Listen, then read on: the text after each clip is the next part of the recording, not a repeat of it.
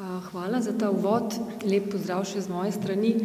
Jaz bi vam želela na kratko predstaviti knjižico daljših konferenčnih prispevkov, v kateri so predstavljeni referati z mednarodne konference.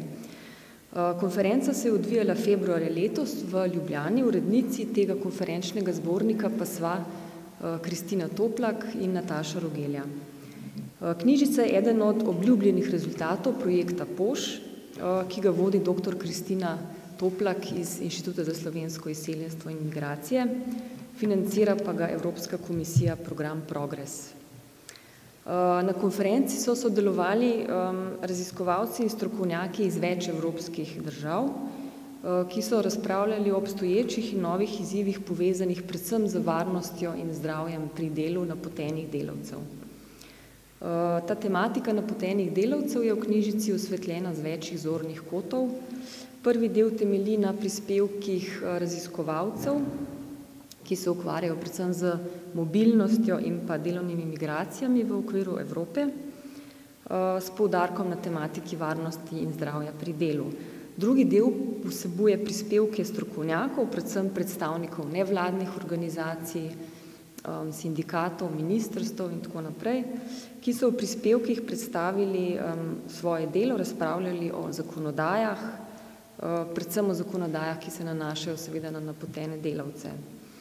Zdaj, na tej predstavitvi bi samo na kratko želela poudariti, da čeprav je ta tematika na prvi pogled nekako ozka in specifična, da se v bistvu dotika širše problematike, govori namreč o delovnih pogojih sodobnega sveta, kot tudi o pravicah in nepravicah delavcev znotraj današnjega tržno orientiranega sistema.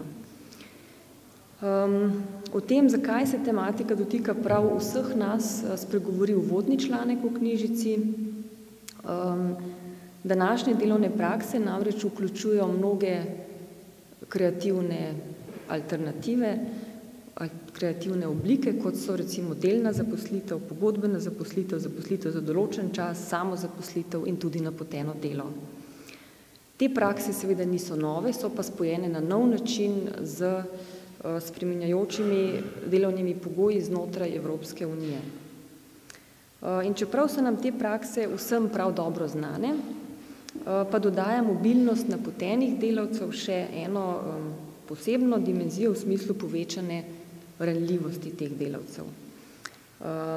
Ranljivost v povezavi z posebno administrativno kategorijo in v povezavi z praktičnimi posledicami, kot so nesreče na delu.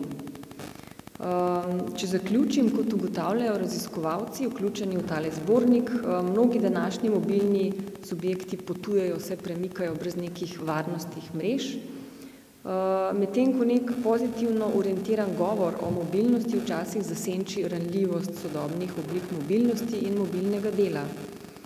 In po ugotovitvah avtorjev zbornika sodijo v kontekstu Evropske unije prav napoteni delavci med te najbolj ranljive mobilne skupine.